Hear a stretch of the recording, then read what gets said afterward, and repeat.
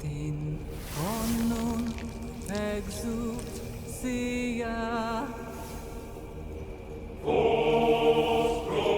I'm here with my buddy Unchar. He's going to show us an extremely efficient way to farm hordes, and I've already been through one round with him doing this, and it's in a really amazing, effective way to farm hordes, and you get a ton of XP. And he's going to show you now. Yeah, one of the highlights with here with the experience, you'll definitely want to show your viewers the starting experience total that you have, because we're going to be running through that. So make sure you got all your consumables going, and then go ahead and pop through. This method can give you slightly less aether if you're focused on experience solely, which is what I did to get to 300. I don't have a Spiritborn this season, but you can do it to maximize aether too. I'll explain those picks as we go on. But for the first Another set, thing too, two just manning. so I can. I'm Go going to tell ahead. you real quick. My buddy, we've been running. He just hit 300 2 nights ago, and we were doing pit 105 speed running with 4 people. So you got 4 people bonus, and he was getting about 12 million XP per run. Yeah, the last run that we just did was 43.5 million, and that was in 11 minutes. That's a lot. So if you're doing this solo, you can stay in the center for the first 3 waves and then just swing to the different nodes. With us, because we're 2 manning, I'm going to take the western and southern nodes. So I'm going to be on the swing point between the two, and just as they spawn, go to like the inner edge soul spire and be able to trigger the spawns easily. And then you'll do the opposite side.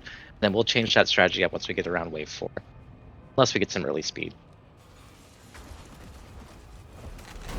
Then you're just basically swinging back and forth like 15 feet as necessary to, if you need to get close enough to spawn the Aether Fiend and so on.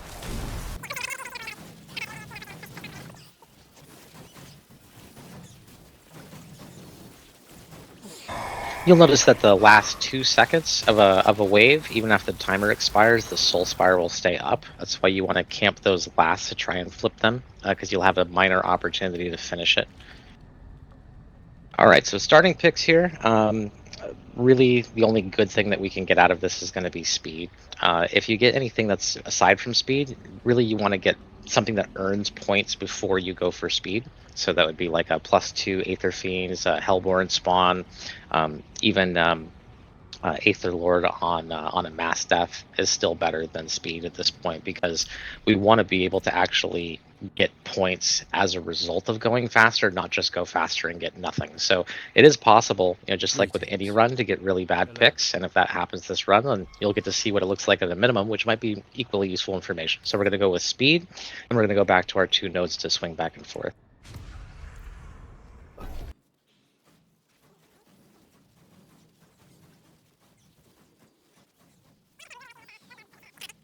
I'm really liking this rogue build for this setup. The big A. Yeah, that's why I mentioned it when I saw you saw that build. I was like, oh man, you're gonna like that method a lot, because your coverage is great. My coverage too on a Conjuration Mastery Lightning Spear Sorcerer is also really, really good for this, because things all die in 1 hit. I mean, not only do you get a ton of XP from this, you're talking big Obdusite too. So. Yep, depending on if your focus is EXP or if it's the Aether. And then we can just go ahead and sweep up on each wave, and that way you'll be able to show them the running total. So you'll notice, as I mentioned, getting a plus speed pick early doesn't actually give you a lot of Aether. That's why getting something that actually earns you points is far better. So in this case, we got Aether Fiends +2. Aether Fiends are really important as far as the cycle is concerned, because when you start to turbo flip a node later on, you don't just get the Aether Fiends that spawn on the node. Every 4th or 5th wave, you'll get additional Aether Fiends that are specific to that particular wave. One of them is like the Duplicon, you'll get the Bishabosh, you'll get the Desecrators. All of those count as Aether Fiends. So there are static spawns that go along as well, and you'll be getting those in addition to all of the waves, and this multiplier applies to them. So they'll all now be worth 4 instead. We're going to keep this strategy up until we get 1 more speed or another multiplier. So right now we're about to start wave 3. I'm going to pick +2 elite. Same thing with a swing.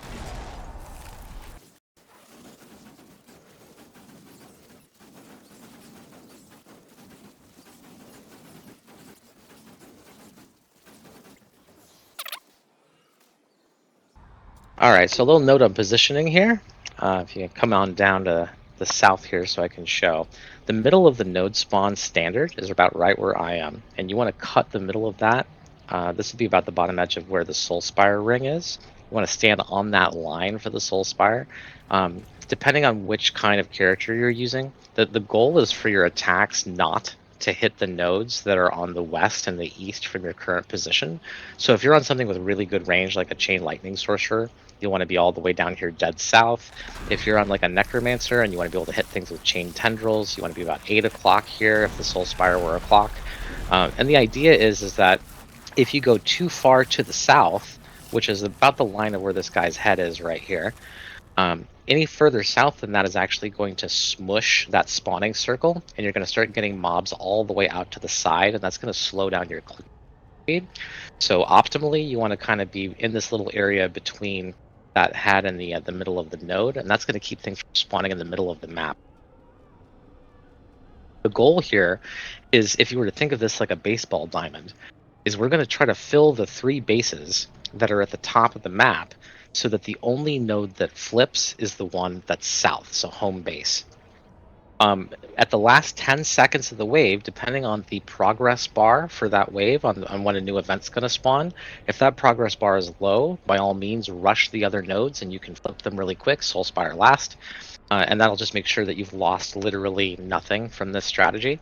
Because provided that those 3 bases fill up and you're flipping every single node as it flips south, and then you rush forward and clear them at the end, every single node spawn you flipped. So you've lost nothing from not being spread out, for example.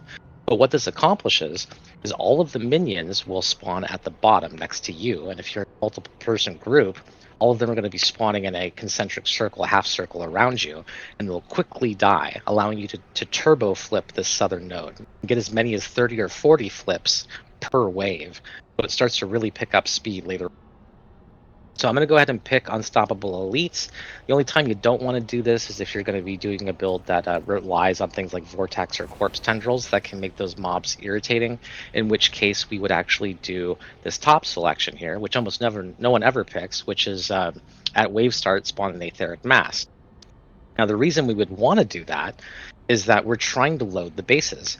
So if it spawns south, oh well, if later on if we get an Aether Lord on mass death, it'll give us a free Aether Lord. But if it spawns at any of the other bases, that is 33% less time for it to start turbo flipping that bottom node. In our case, we have lots of AoE damage. It's not contingent on crowd control, so we're fine picking Unstoppable Elite, so we're going to go for the bonus. And now we're going to camp the southern node. If you pay attention to the mini-map, you're going to start seeing those bases fill. There's E.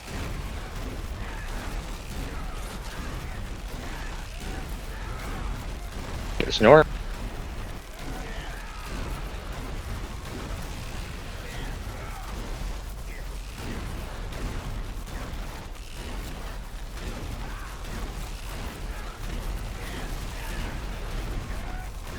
There's West, and now everything that spawns is going to be spawning south.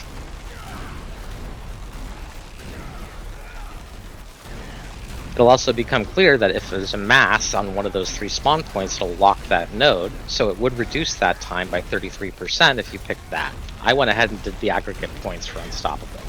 Now we're in that last 10 seconds. That bar is going to still give us a flip, so we're going to go ahead and do it, get the Soul Spire, but then we can rush and hit these other nodes if we have the time. And then again, we're not losing any flips. In this case, we've only lost, if we didn't flip this, 2 Aether here, 2 Aether on the top, and 2 Aether to the left. So at most, by not rushing, we've lost 6 Aether. Another clear advantage to this strategy is that there are no bad picks. If you get just, what would normally be a garbage pull on a group, like a pug group, where masses, start on a spawn or something like that, this is actually a really, really good thing for this strategy. So you'll start to see that all of these things are actually going to start speeding up our experience per hour, because once we have all 3 of those bases loaded, that means in the first 5 seconds of the wave, we're going to be turbo flipping. So you'll start seeing that strategy start to be in. In this case, you'll see Burning Rain. soul spires and masses. Since we don't have Hellborn already with Hellborn spawn, and we're starting to focus on elites, you can pick elites over and over again with straight elite picks and get over 1500 aether per run. So there's no need to just rush over to Hellfire like a lot of people do if the conditions don't support it. In this case, we're going to actually go for Aetheric Mass and fill one of those bases with which is a pick that normally someone might ridicule you for in Hordes. And then we're going to go back to south, and you'll see immediately it took about 25 seconds for us to start to be able to turbo flip. If that first mass hits north, west, or east, it's going to reduce the amount of time for that turbo flipping to start by 33%. So let's do it.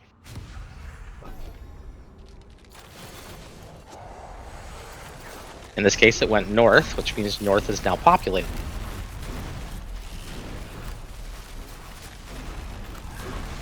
Now our wait time is down to be able to turbo flip. Bases are loaded. And this time it's in the first 15 seconds of the wave. Now all events are going to happen right in front of it. It's 1 flip, 2, 3, 4 flip, 5 flip, 6, 7, 8,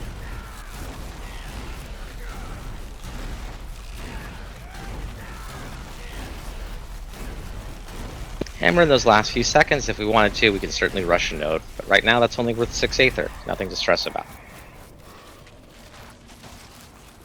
So that pick that normally would have been garbage is now actually making it so that we're starting to turbo flip our southern node faster. We're going to do Surging Elite, double up our elites, because as I said, we're already starting to stack up our elite choices. If you want to go ahead and open up the mini map, you can see what the current offerings are, see what's stacking up. So if you want to show that to your viewer. Currently, we've got we've got elite damage plus 25%, elites are unstoppable, a mass pick, so we're going plus 50% speed, and Aether Fiends are giving us 6 per. So now that we're going to do elites doubled, we're actually going to get between 12 and 20 Aether Fiends per wave, which means this pick is actually going to take us up to 8 Aether per Aether Fiend, and it could give us as much as 160 or more just from this one pick.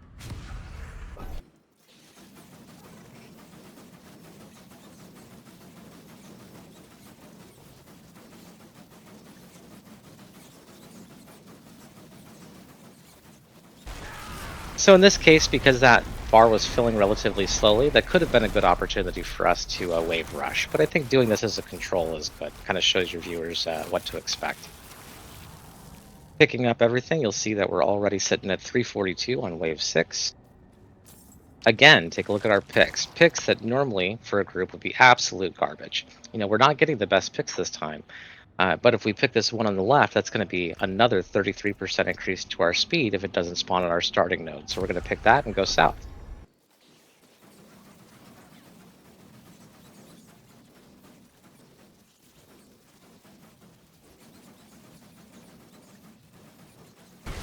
And we're in that last 10 seconds. We're not going to spawn another wave, so I go over here, spawn this aether, just so we don't miss out. Alright, so we're now sitting at 440, wave 7.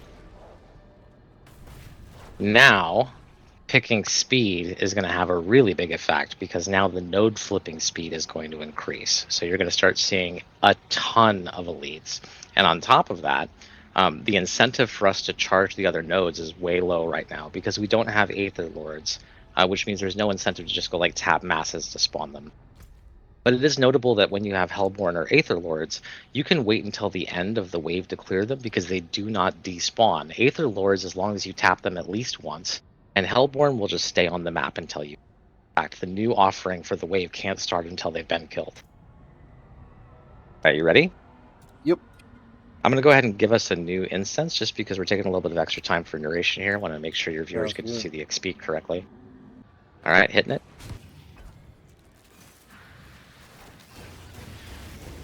Now that red bar on the side is going to start giving us those events a lot faster. And also the node fill is going to happen faster. When you do see these blockers, you can just step inside, to get them disabled so that they're not stopping you from clearing, and then just go back to your position.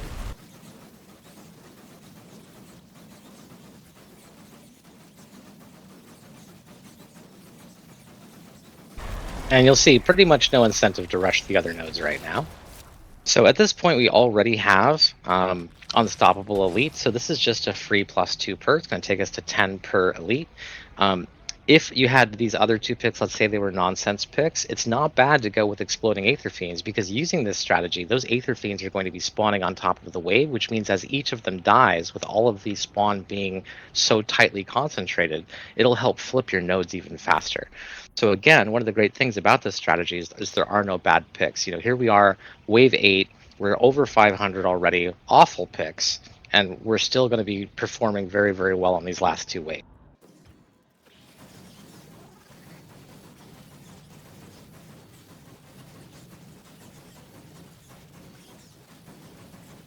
Just like any other strategy, it's subject to RNG. You'll notice we're not getting a lot of Aether Fiend flips right now, even with double elite, just a bunch of Soul Spires. Just like anything else in this game, it is luck of the draw. It is possible to have bad RNG. And like I said, it not performing super well this time because of picks and whatnot is actually a good test, because seeing how bad things can go when using this strategy, I think, is more of a test of it than how good things can go. Sweeping up. I feel like it's going just fine for the amount of experience we're getting. Like, we're killing Alright, now we're sitting at 657. Terrible picks, doesn't matter at all. And we're actually going to go +2 elite again. You'll notice we just had a bunch of elite picks this time around.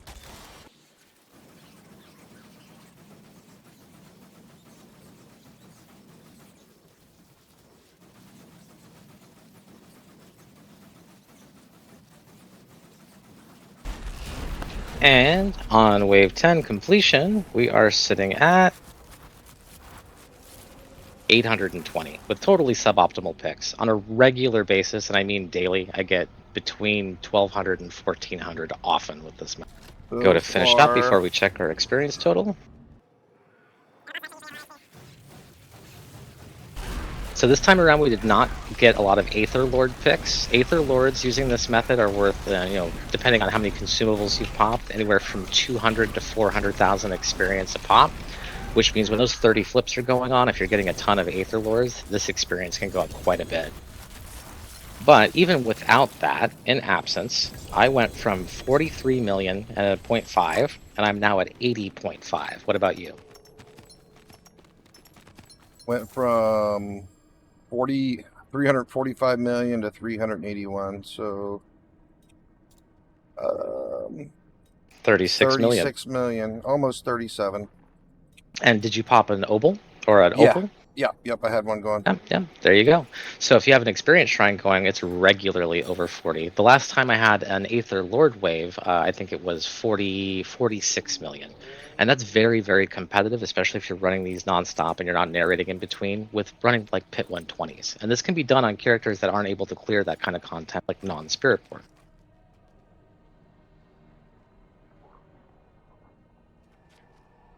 All right, you ready to start the next one? Yeah. So that kind of wraps it up for a suboptimal pick. Maybe next time around we'll get something that gives us some better picks, and we can show what a best case scenario looks like. Maybe do just a little short montage at the very end of the video so you can see how high it can go. It's good. Thanks for sharing all this info. Always happy to. Starting experience for the run. 80 million, and I am at 381 million.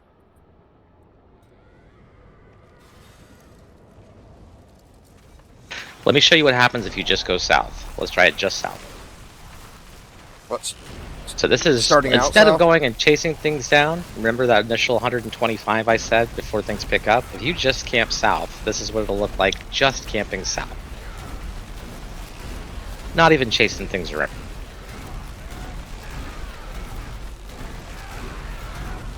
You ever do this? Just start south? Every day.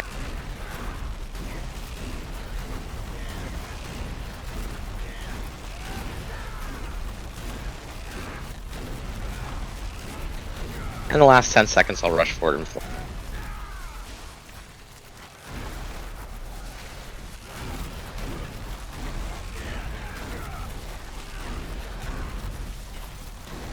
See, I'll just wait for that red bar to fill. And then I won't wait for that. I'll try and trigger this.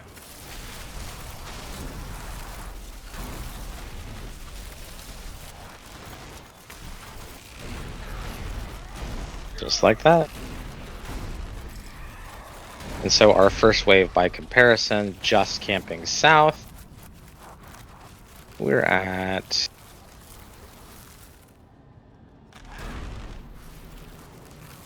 28 versus, I think, what, 43? Alright, so here we're going to trigger Hellfire because it's the best pick, especially for a first wave pick.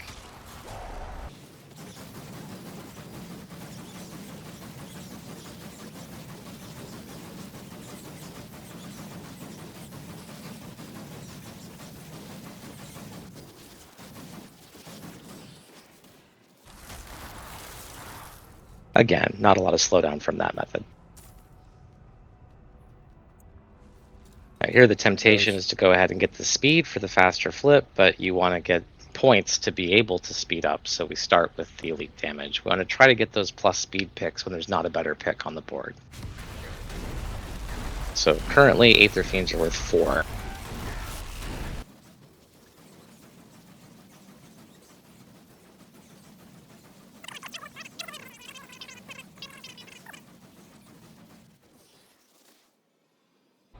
Now Aether Fiends are worth 6.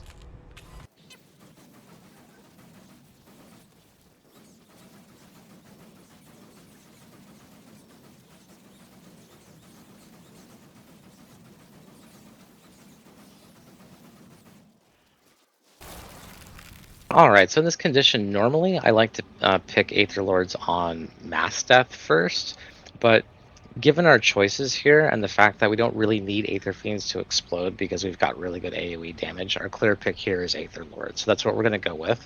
And that should make them, I want to say, it's either 5 or 6 per. I want to say it's 6. So if we get the second pick where they die from the Mass Death, that puts them to 9, which makes them really good for turbo flipping. Heck yeah. The big thing about that, though, and you might be able to note, your experience bar when one of them spawns. It'll be kind of hard in the chaos, but they are worth over 200,000 experience per, plus scaled by whatever consumables you have. Wow. Yeah, that's a lot of XP.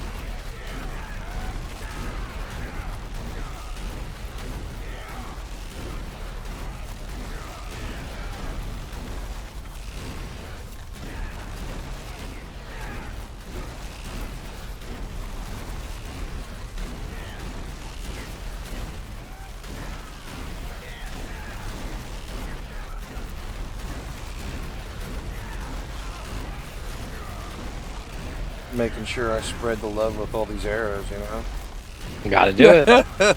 Cover the whole baseball field.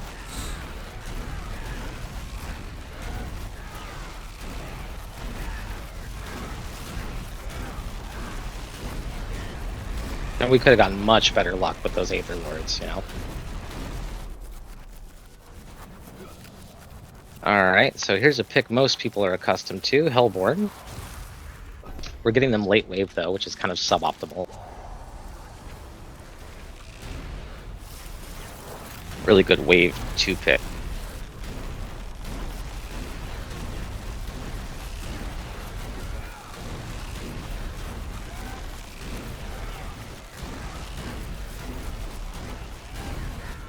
Depending on if the other nodes fill with the normal stuff before Aether or Hellborn, then sometimes it'll just focus literally all the Hellborn spawns on us, which I think might happen this time, since we didn't get Hellborn on west or east. If we don't get them north, we didn't, so now all Hellborn are going to spawn on us, literally.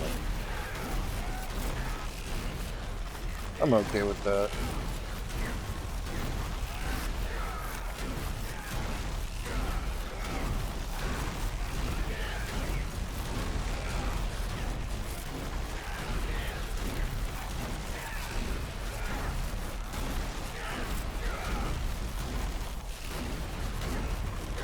But subject to RNG, we didn't get a single Hellborn spawn, which is why I like Aether Fiend picks, honestly, just because they give you so much more consistent spawning.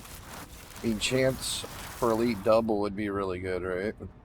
for this. Yeah, the surge is really good. Right now, like for instance, the Hellborn pick, we got no Hellborn last time.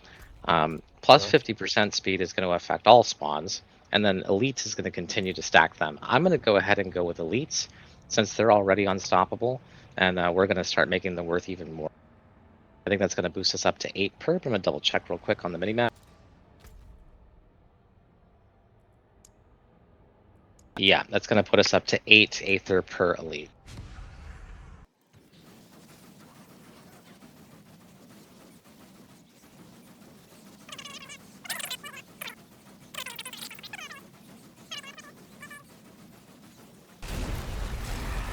And again, totally subject to RNG. Didn't get a lot of Hellborn. Alright, so now we got masses cause 8th Lord Undead. Now this is where things are really going to pick up because masses are a very common spawn. And we're going to get lots of them. And now all of a sudden, each one of those is going to give us a bonus, 250,000 experience. So this is going to be really good for the experience bar. 8th Lord Undead, that's huge.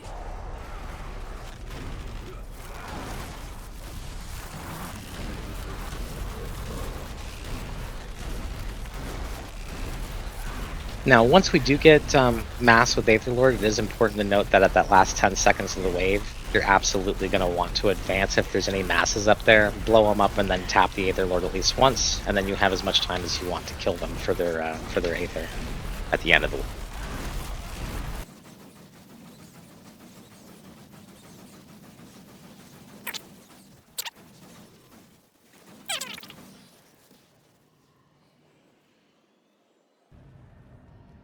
Alright, so we're sitting at, 402, at least for me. And then here, this would be the closest thing to a crap pick.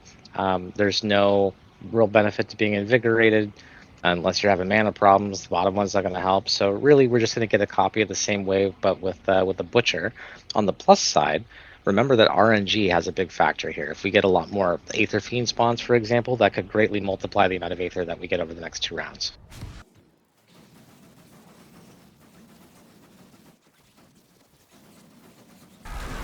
Butcher decided to give me a hug.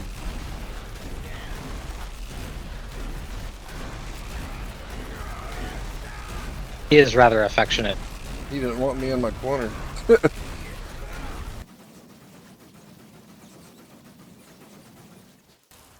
I was a little late on triggering that Aether Lord over there, so I robbed us of 9.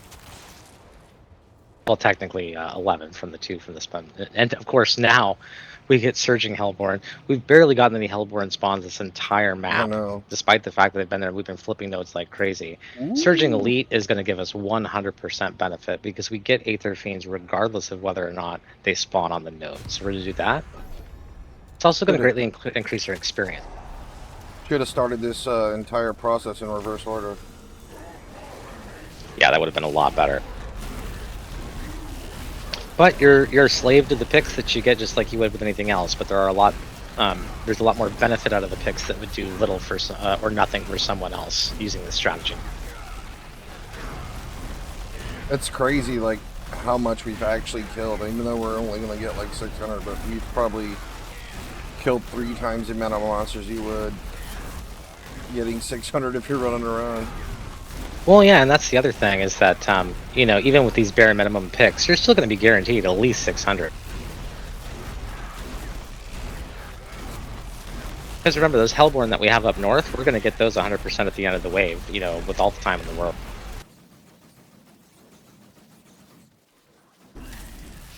Alright, let's see where we ended up. So, suboptimal picks, bad spawns, still... that minimum of 550 is happening. And then we're going to go kill the bosses. We'll see what we did with our experience. And that's going to be the fun part.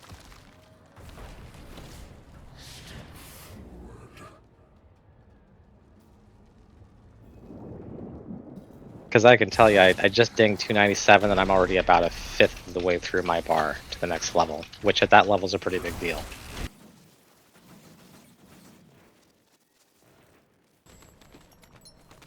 I hope for purposes of demonstration we also get good picks in the right order at least once so that people can see what the upward does on it as well. It's always the nature of the game when you try to show someone something. Yeah, so crap. I forgot All how right, much XP I comparing had. to my start of 80,547,947, my current experience is I got more this time. I got like 43 million. 123 million. So yeah, about 43 million. And I would have gotten more with an experience shrine.